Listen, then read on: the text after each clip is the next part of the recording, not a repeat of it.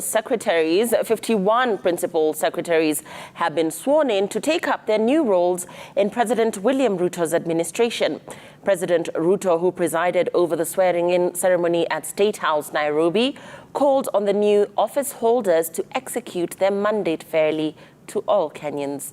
And as Stephen Leto reports, President Ruto tasked the PSs to each implement set reforms in their ministries. One after the other, the 51 principal secretaries took oath of office in front of President William Ruto. His Deputy Rigathi Gachagua, Prime Cabinet Secretary Musalia Mudavadi, and their family members. I, Raymond Vicky Ojwang Omolo. I, Richard Belio Kipsang. I will not directly or indirectly reveal the nature or contents of any business. I, John Lekakeny Ololtua, being called on to exercise the function of Principal Secretary, do swear that I, Alex Kamau Wasida, being called on to exercise the functions of Principal Secretary. As they took their oath of office, the head of state watched keenly, and when he rose to speak, he called on the new office bearers to be fair to all as they discharge services to Kenyans. The jobs and the responsibilities and the positions that you have been given are not private positions. They are not family positions. They are not community positions.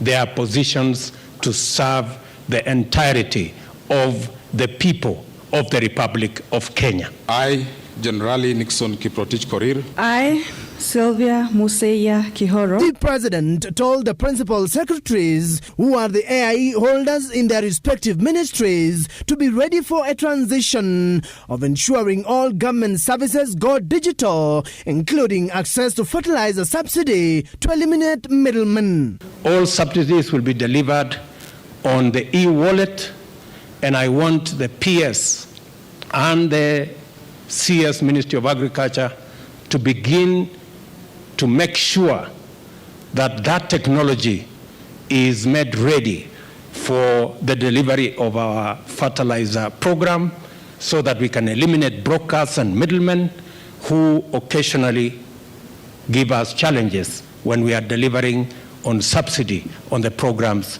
that we have. I, Patrick Kiburi Kilemi. The president tasked the Agriculture Ministry to set up digital infrastructure for the same, while announcing of the impending importation of cheap fertilizer for farmers. End of this month, the first consignment of fertilizer that will be used by our farmers next year will be arriving in the country. We have made necessary interventions. As this government takes shape, the head of state lauded the Hustler Fund program, saying 24 hours after it was launched, Kenyans have already borrowed a lot, a government blueprint that he wants PSs concerned to take keen interest in. By 7 a.m. today, we already had 3.5 million people on that platform, and 700 million Kenya shillings had been made available, had been borrowed on that platform.